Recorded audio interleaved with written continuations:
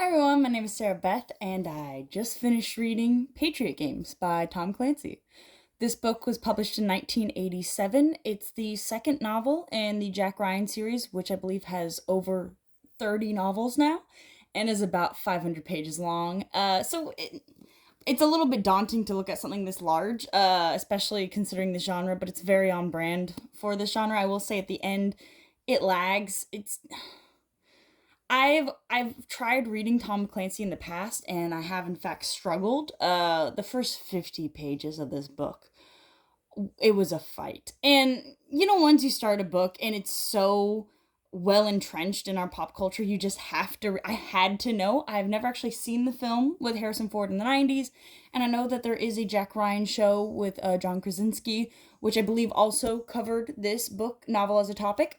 Cannot confirm though. And it is what it is. I think that Tom Clancy definitely was very well researched. Like, he researched the subject very well. He worked with the CIA, and he knew the government dynamics. And I think that's very much of its time.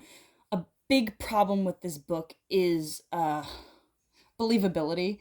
And forgive me if I give out spoilers right now, but for instance, the inciting action, the fact that Jack Ryan was just there at the scene of the crime and was able to do these maneuvers when in fact he's not in active combatant role. He hasn't been since he was a Marine, and it's been, over 10 years. I couldn't believe it. I mean, I'll give it the benefit of the doubt, but in the end of the novel, and this really bothered me, they had the Prince of Wales, who was just attacked by terrorists, who goes on a boat and follows the terrorists because he's like, I know how to work that radar. And they just agree to let this high profile person who was just in danger go follow a threat.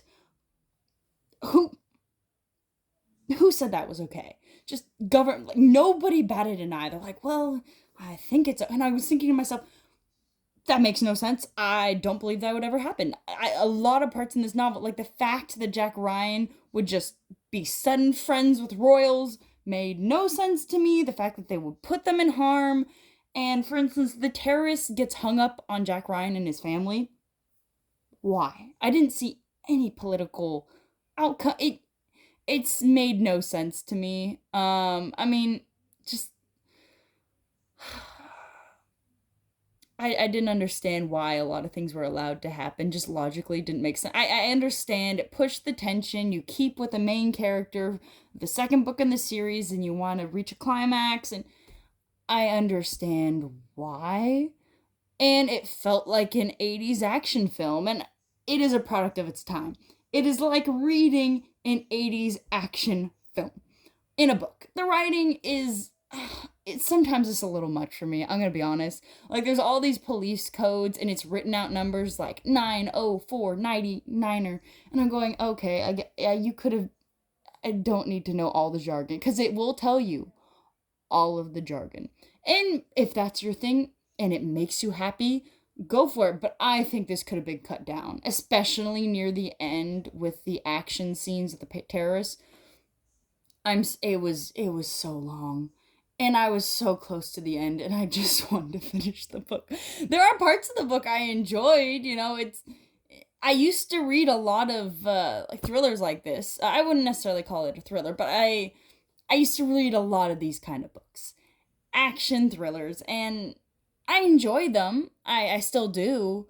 The characters like Jack Ryan and his wife, they're really stereotypical. I mean, you have Jack Ryan, he's a fit guy.